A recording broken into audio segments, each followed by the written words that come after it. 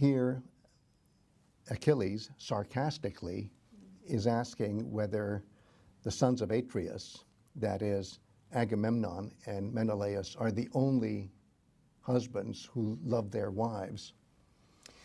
The sarcasm is intense here. When you think of the bad marriage of Agamemnon, when you think of the callous way he talks about his wife Clytemnestra, it's almost a setup for what will happen when we read the Agamemnon of Aeschylus coming up.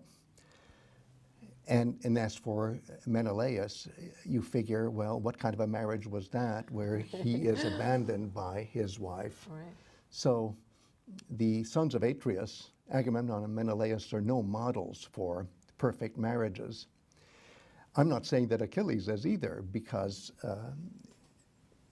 he was not particularly sensitive when he talked about Briseis in Iliad I, for example. You see a more sensitive Achilles here in Iliad IX, and it fascinates me to see Achilles changing.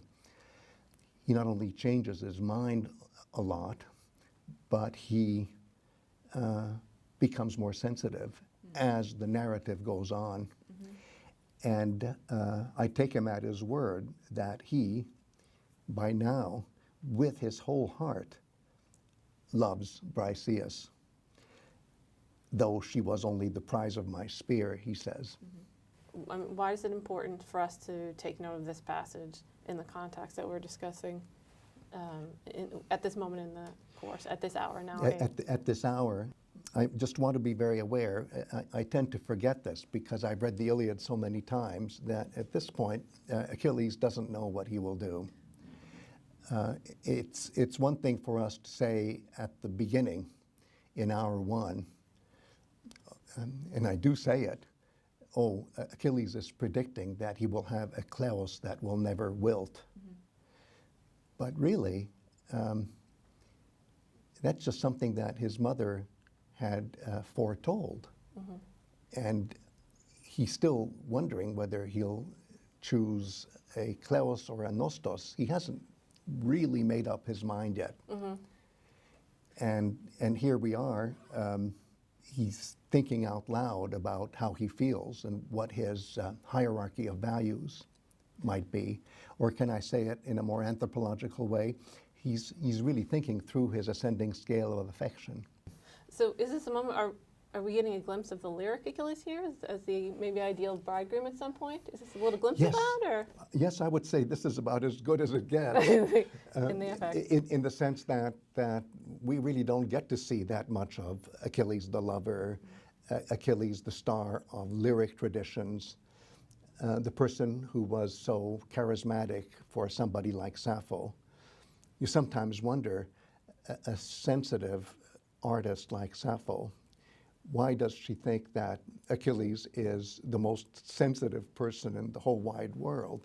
And that's what the ancient testimonia tell us, is that for Sappho, Achilles really was a great lover. And we don't really get that all that distinctly in our Iliad, because our Iliad is so busy showing other sides of Achilles. But here, I think, we do get a glimpse of the sensitive Achilles. Can I also follow up on what you were saying just a moment ago about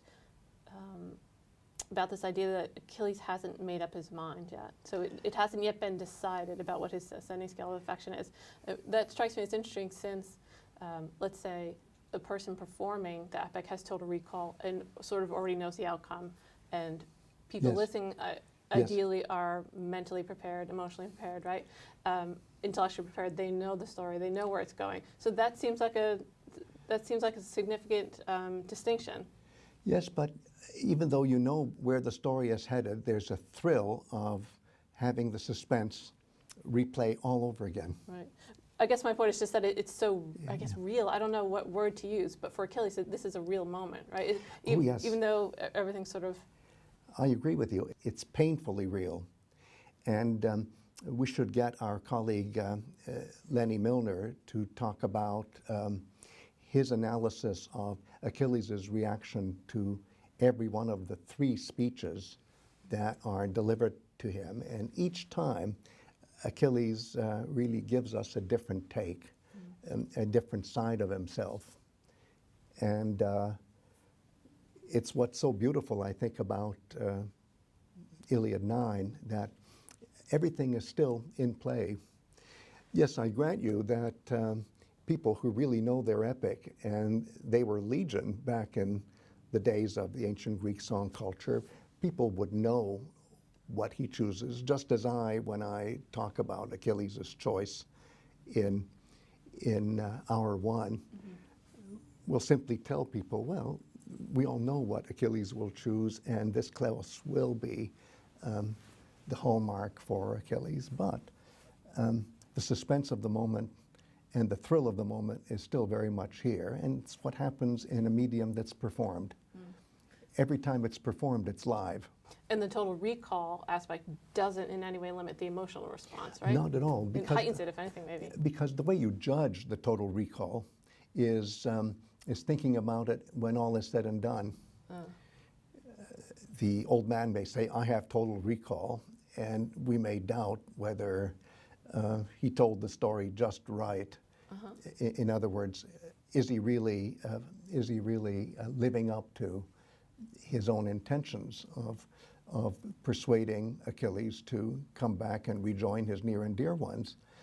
If that's what the story is all about, then Phoenix fails. But in terms of the master narrative, he succeeds, because the story has all the elements that will point Achilles in the direction that he actually follows when all is said and done.